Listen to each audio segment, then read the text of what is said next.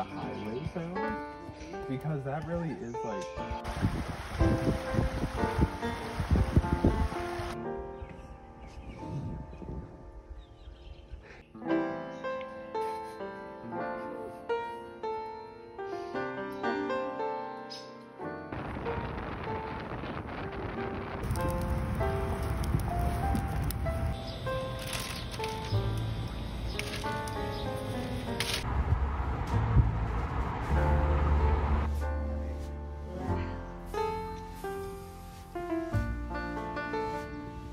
My duffel bag.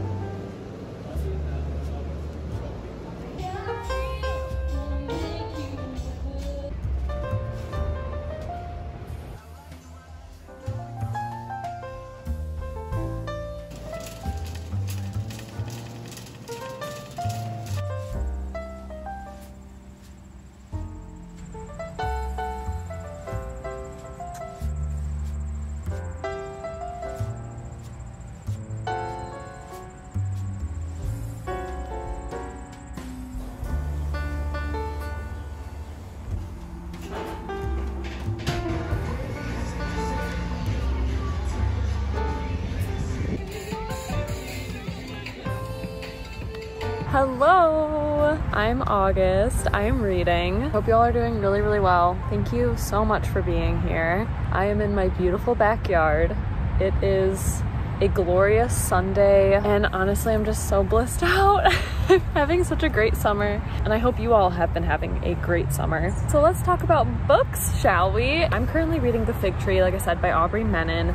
I am now 80 so pages through, more than halfway at this point. I am obsessed with this book. I love it so much. I want to finish it and just eat it all up in one sitting, but I also want to savor it, and I never want it to end. I'm having so much fun. Every time I open this, I'm smiling, I'm kicking my feet, or I'm clutching my chest. It's so good. I'm actually not annotating at all. I don't know if anyone else ever has that experience, but sometimes when I'm reading something and all of a sudden there's a profound moment that stands out, I'm like, ooh, I feel so pulled and gravitated towards annotating. But this book, it just feels like all of it is good, so I'm not annotating at all. This book was originally published in 1957, and it follows our main protagonist named Harry, who's a scientist. His ultimate goal is to work in the field of contraceptives, like oral birth control, and he starts his study in this small town in Italy on the coast, where he is performing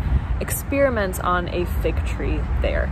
And in giving this fig tree contraceptives, it has created these massive, gorgeous figs. While in this small town in Italy, he also befriends an American man. And in my last video, I thought his name was Paul. I was like, oh yeah, I think his name is Paul. It's Joe. I was very wrong. His name is Joe. There's an American man in this Italian town. His name is Joe.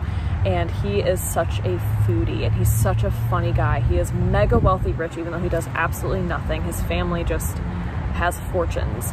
This is so satirical, very tongue-in-cheek, very smart, very, very sharp humor, which I adore. So sarcastic, so satirical. Joe ends up getting his hands on a fig. He eats it. We then find out that the fig is actually an aphrodisiac, and it is causing these two nerdy men who are normally not very into having relationships. They're not very attractive. They're very focused on themselves and their lives, and they're not hypersexualized men in any way, become womanizers, and they cannot stop thinking about women, cannot stop thinking about relationships and, you know, physical love because of these aphrodisiacs. It is so funny, so satirical. We're making fun of like the science community.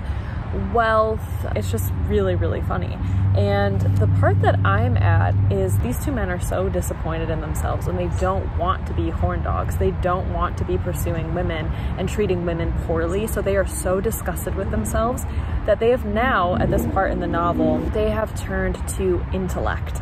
They are studying Greek tragedies and history, and they go on a field trip to take themselves to like these Greek temples and ruins, and they're studying the Greek gods. And through this, they're having this amazing conversation and dialogue that just is so thought-provoking and profound. They're talking about how both of them are not religious men in any sense, yet they still feel this heavy sense of sin, like they've done something wrong by being with women, and there's so much shame and disappointment. Even though they classify themselves as Christians, they don't go to church and they don't really believe in God, but yet they still feel this heavy sense of burden and shame and guilt for being interested in lovemaking. And through this, then they're having this conversation where Joe brings up how if he were to reframe what he has done in the past few days by being with women in a romantic way through the lens of Greek gods and goddesses. He had this beautiful, profound line in here. I don't think I'm going to find it, but he said, I think I would admit how beautiful it was and how much fun I had, and admit how pleasurable it was as well. Like, it was beautiful and pleasurable, and there's nothing wrong with beauty and pleasure.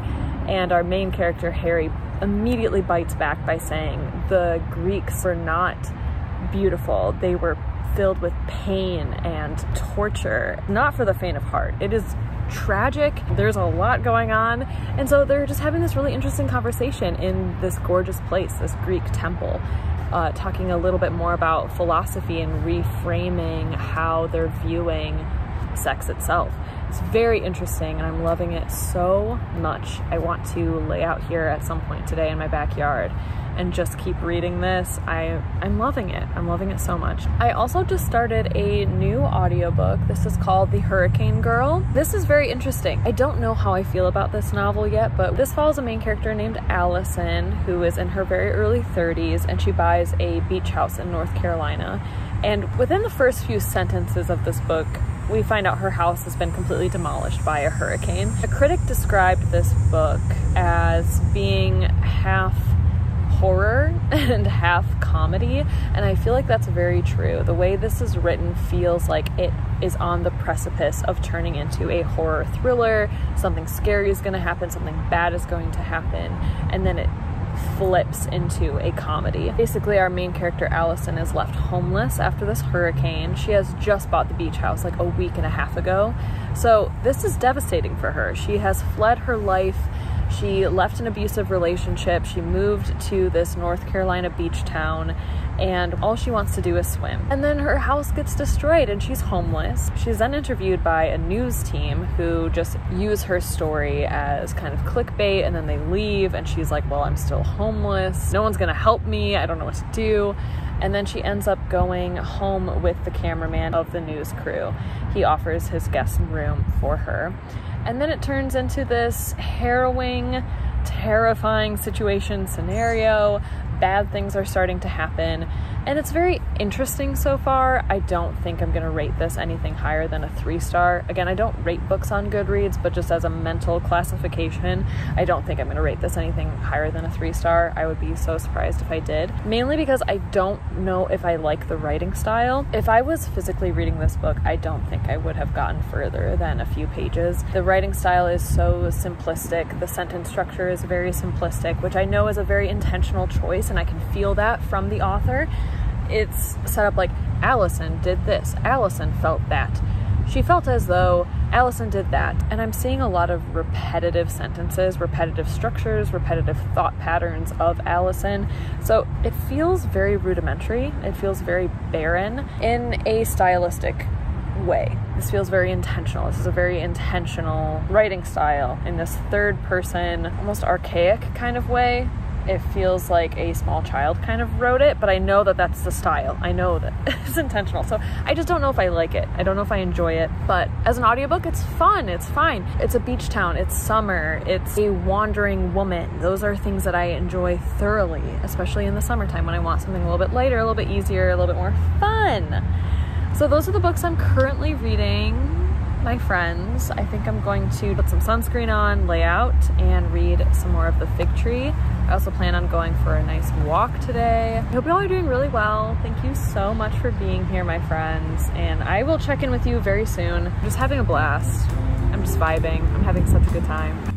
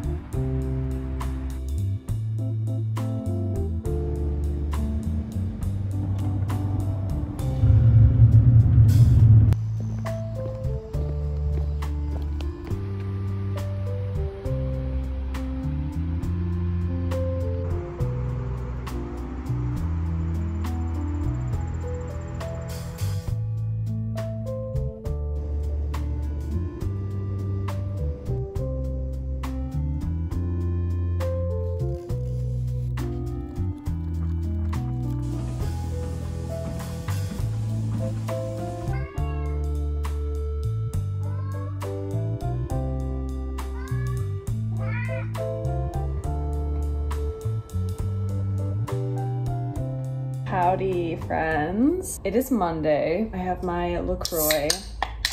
Cheers. Well, first off, today has flown by. What happened yesterday is while out on a walk, I stumbled across a garage sale and I got this gorgeous bracelet. It is gold and diamondy and it is so pretty. And I love this like sunset vibe right now. Oh my gosh. Through my little orange curtains. I love it. And yeah, this is beautiful. Got this. And then I got a very cute black kind of summer frock. I've been needing a very simple summer dress that I can throw on. And then I got a beautiful plant. I got a golden pothos. At least that's what the internet identifies it as. And yeah, it's beautiful. And I am on page 120 of The Fig Tree. I read a lot of this yesterday and I am still just loving it. I'm loving it so much. I love this book and I really hope that the last chunk of it does not disappoint me. I only have like 40 pages left now. I don't want to spoil too much. This is such an odyssey of a book. The point that we're at now is there's this very big moral dilemma regarding if creating this tree, this fig tree that creates aphrodisiacs, is it a moral issue? And our main character, Harry, is now setting off on a quest. This is included in the back very briefly. It's mentioned, so I don't feel like I'm spoiling anything. But he's traveling to the Vatican to share what is happening and to get their opinion from a Catholic point of view. If it's immoral, if it's indecent, if he has sinned by creating this tree and creating this fruity aphrodisiac. Harry, our scientist friend, he is chatting with a father. He ends up getting in trouble with the church, and so he's chatting with a father, a priest. Harry says, "Father, I think I have committed a sin which is so new that you won't find it even in this thick book," the thick book of all the sins that could be done. I'm not a religious person, I don't know the terminology, but the father goes, "No, Mr. Wesley, that is impossible. You are a Protestant, I believe. Protestants do not admit sin, so you could not have committed one." Harry's like, "I think Protestants do admit sin. Indeed, they do." And Father Don Ugo goes, "Excuse me, but they do not. Why do you think Luther and those others fought all those terrible wars? They certainly didn't go to all that trouble and danger to be sinners like us Catholics. What would they have gained? No, Mr. Wesley, you are fortunate in not having committed a sin, although perhaps you feel that you have offended against your code as a gentleman. That, I know, is the English Protestants' substitute for sin, and very good, I think it too. Very good indeed.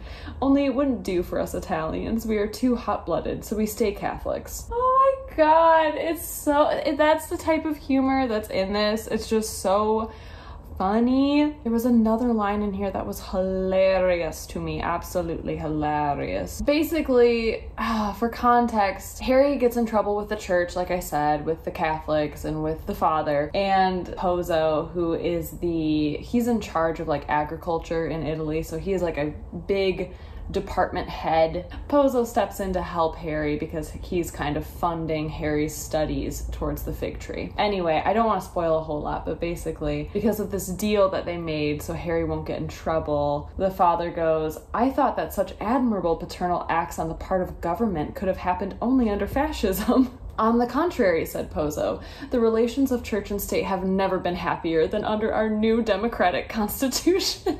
Oh my god, it's so funny. I just love that. I love that writing style. I love it so much.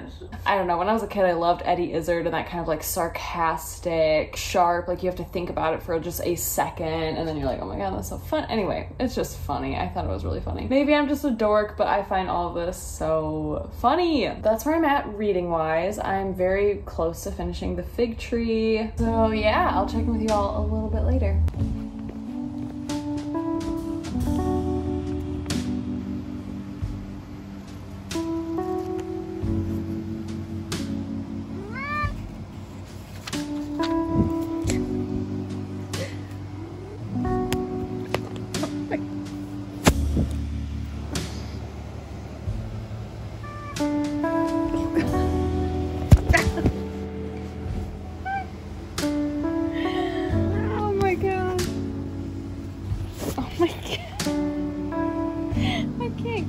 A single shot, buddy. There we go.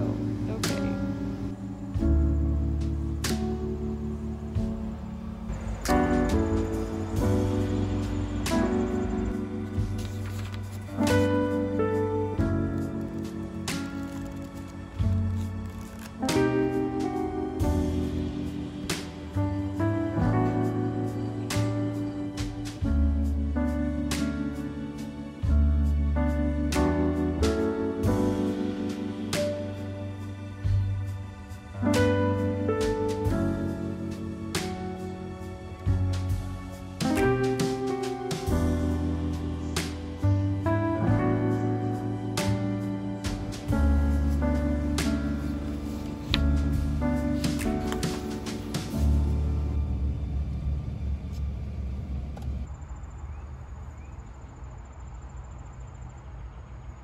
Hello. I love that I was like, oh my gosh, my life is amazing and every day I'm doing something so fun, and then I proceed to have the most like boring work-centric week, but I promise it's for good. I'm trying to get as much work done as I possibly can. Yeah, what else have I been up to since we last chatted? Basically worked all day yesterday. Not much happened, but I did finish The Fig Tree yesterday morning. I thought I was going to finish it the night before, but I fell asleep while reading. Happens every single night. And yeah, I finished The Fig Tree. I wish I had better things to say. This didn't linger with me. Honestly, I forgot about it. I'm so sick of this. I really want to have a 5-star read that actually lingers with me, that has such a poignant, sharp, harpoon to the heart ending. This didn't do it for me. Honestly, once this transitioned to, I think it's part 6, when it starts getting involved with like the Vatican and the fathers and the priesthood and the Catholics and stuff, like I started losing interest really quickly. This started gravitating in a way that I particularly wasn't interested in. I was so interested in Harry and his friend Joe, and then when we started transitioning away from them, I was like, no, come back. Like, I want to know what they're up to. I don't want to know what the Vatican is up to right now. Like, I'd rather read it from Harry and Joe's perspective rather than from the Vatican's perspective. So yeah, overall, I still think it was a really fun read. I was thinking about this, like how would I classify it, and maybe I will do like a tier ranking video or something at the end of the year. So like I've said, I have not had a 5-star read in a hot minute, and I was hoping that this would be like neck and neck with Madame de Lafayette's Princess of Cleves, or maybe it would surpass it, and no, it sadly did not. At least Princess of Cleves like lingers with me, and it was so fun. and there was just like more for me personally to enjoy. So if I were to rate books, I would definitely give this like a 4-star. But I'm absolutely keeping my eye out for more Aubrey Menon novels.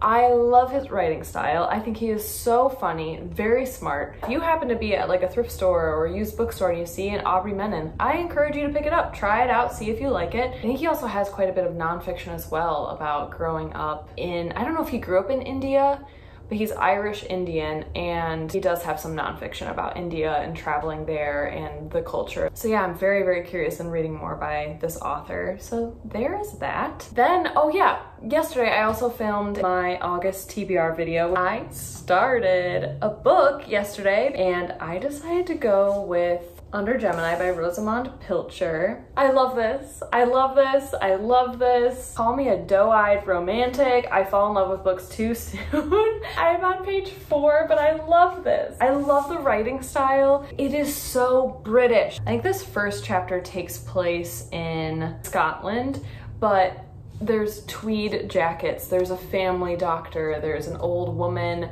and her garden and pubs, and oh my gosh, the whole feeling of it is just this cozy British town because it does take place in Cornwall. Oh my gosh, I love this. I love it. I love it. I want to read it. I want to read it so bad. And I'll link my TBR video down below, but in case you missed it, this book follows a young woman named Flora. She's 22. She lives in Cornwall. And then one day she runs into her identical twin sister, Rose. She did not know she had an identical twin sister. Rose invites her to stay in her luxurious flat, but then promptly takes off for Greece and her latest lover. Flora is left to deal with a decidedly unexpected visitor, Rose's recently ex-fiance, Antony. So this is like a rom-com because then Antony is trying to convince Flora to pretend to be Rose, pretend to be his ex-fiance, and then also pretend to be engaged. So we open this novel with the perspective of the dying grandmother. It is in third person, but it's describing her like in bed, being visited by the family doctor, feeling pretty okay with passing away. She's at a good age. But she just really wants to see her grandson Antony, and she really wants to see Rose. She hasn't seen them in 5 years. So we're setting the scene, and I love this writing style. I think it is so beautiful. It is so easy to read, but it's gorgeous, very elegant language. And yet on the appropriate occasion, there was nothing like the old blue velvet dinner dress for making one feel rich and feminine, especially if you splash some eau de cologne around and jammed the old-fashioned diamond rings over the arthritic joints of your fingers. She imagined the white Irish linen mats and the silver candlesticks and the centerpiece of creamy peace roses. Like, it's just beautiful, but that is in between dialogue and character development. Like, I love getting to know these characters already, and I'm only 5 pages in. I am so hooked. I am intrigued. So today we'll definitely be reading this. I am so excited. Hopefully the weather will cool down a little bit and I can sit outside. If not, I don't know. We'll see where the wind takes us today. I don't know. But I also would love to read Dreams of Dead Women's Handbags, the massive short story collection I've been working my way through. I just want to read at least one story in here today because I have not made progress in this in a hot minute. So those are the books I'm currently reading.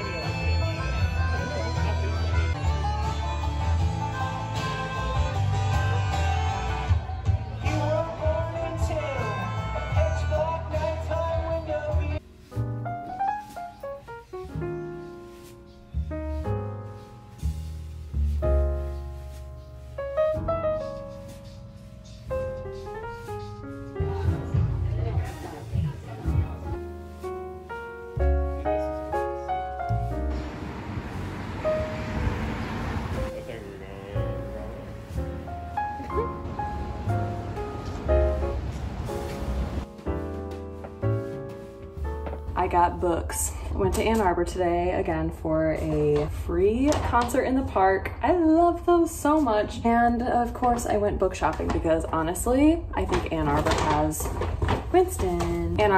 the best bookstores ever. Sorry, I just have to say it. And I have a neighbor mowing the lawn, so I'm sorry if it's loud. Winston just really wants the bag, so I thought I'd do a quick little haul. I also read last night 2 stories in Dead Women's Handbags. It was absolutely phenomenal. I read the short story Pink Cigarettes, which was so good. This writing style is incredible, absolutely incredible. If you like very bedazzling purple prose, just like very intricate language that is flowery and it makes you think about like what is actually being conveyed, highly recommend this author. I think it's incredible, and I'm really curious to see if she's written any full novels, because I would love to read a fully fleshed out like 100-page story from her, because it's just done so well. Okay, I'm gonna do this book haul quick because Winston's in a mood. So first I went to Dawn Treader because of course I love Dawn Treader, and outside in their $1 books they had Nobody Nowhere. And this is actually a memoir / autobiography by Donna Williams. It's the extraordinary autobiography of an autistic. This was originally published in 1992, and it's all about her growing up with sensory perception issues, suffering in private, and her almost hallucinatory universe of patterns and colors. This is going to be something that is gonna be top of my list, I think, pretty soon. I would love to read this. This will probably be my nonfiction pick of the month, I think. I would really love to read this. I almost feel like I should have waited to film my August TBR, because now I'm like, well, shit. I have all these books that I'm really interested in, and I don't want to be that person who's like, ooh, new shiny thing. Like, I am no longer going to care about my original August TBR, but these books I really, really, really, really want to read. Then I picked up Scorpion Fish by Natalie Bakopoulos. This cover is so gorgeous.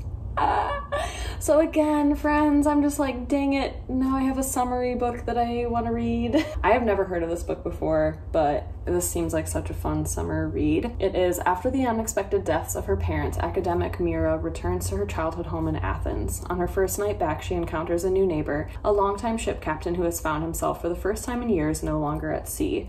As one summer night tumbles into another, Mira and the captain's voices drift across the balconies of their apartments, disclosing details and stories of careers, of families, of love. So underneath all the conversations they have, they're talking about their past lives, their past lovers, families, and their love for Athens, a beautiful but complicated city that is equal parts lusciousness and sharp edges. Scorpion Fish is a map of how and where we find our true selves, in the pull of the sea, the sway of late night bar music, the risk and promise of art, and in the sparkling electric summertime charge of endless possibility.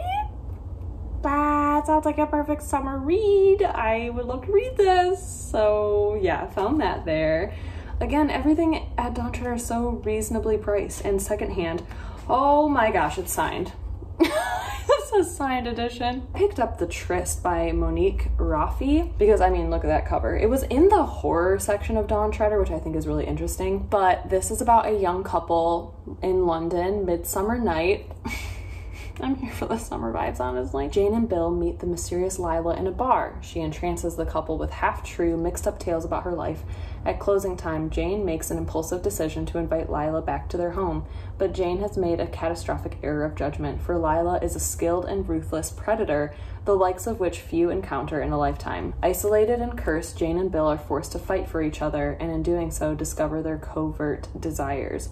Part psychological thriller, part contemporary magical realism, The Tryst revisits the tale of Adam's first wife, Lilith, to examine the secrets of an everyday marriage. Blurbed on the back as being once contemporary and atavistic, with an anarchic sexual energy running through it, and a startling frankness, not only about sex, but about love and relationships, gender, and power.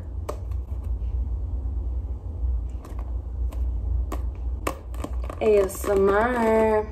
Want to read it. So that is my little haul from Dawn Treader. I always find the best quirky books there. Then the last bookstore I went to is called West something. I can't remember, but I love it there as well. I picked up Gourmet Rhapsody by Muriel Barbary, and this is a French novel. It was translated into English by Alison Anderson. And this, oh my gosh, I'm so excited for this. This follows a food critic who is on his deathbed, and as he is dying, all he wants is like one final perfect taste. Something to summarize all the flavors he's ever had. He is desperately searching for that singular flavor, that divine something once sampled, never forgotten, the flavor par excellence. He just wants one last taste before he dies. Thus begins a charming voyage that traces the career of Monsieur Arthens from childhood to maturity across a celebration of all manner of culinary delights. Oh my gosh, I just love novels about food so much. Anything about like cooking, vegetables, gardening, harvesting, collecting, like apothecary, food descriptions are just my absolute favorite. And Gourmet Rhapsody, oh my gosh, I think it sounds amazing. It sounds amazing. Ooh, I'm so excited. This also really reminds me of one of my favorite books growing up, which is The Search for Deliciousness by Natalie Babbitt, who also wrote Tuck Everlasting. Phenomenal young adult novel. I don't think it's talked about enough. I think more people are like more familiar with Tuck Everlasting, obviously, but The Search for Delicious is all about the process of making the first ever dictionary. And so for every definition, they have to go and discover like what does delicious mean. So they travel across all the entire land to figure out like what other people think delicious is, and everyone has a different definition of delicious. It's amazing. It's such a great young adult story if you are interested in that at all, or if you have kiddos, I highly recommend it. But this reminds me of that, like just this culinary expedition to find like the perfect last bite before you die, like especially being a food critic and that's all you know, and you, oh my gosh, I'm so excited. So I had such a successful outing, saw some amazing live music. We went and saw Frontier Ruckus, incredible banjo, harmonica, trumpet. If you like that kind of music, I really enjoyed that. And then potentially going to a concert later tonight as well. I got free tickets, so why not go out into the night and have another show. But I will have to check in with you all a little bit later when I read more from Dreams of Dead Women's Handbags and Under Gemini, because I am loving both of them. This is such a successful reading week, such a successful reading summer, and today is August 1st actually, so I am just like feeling so good. What a great way to kick off the month, honestly. Like I'm so happy. So yeah, I'll chat with you all very soon.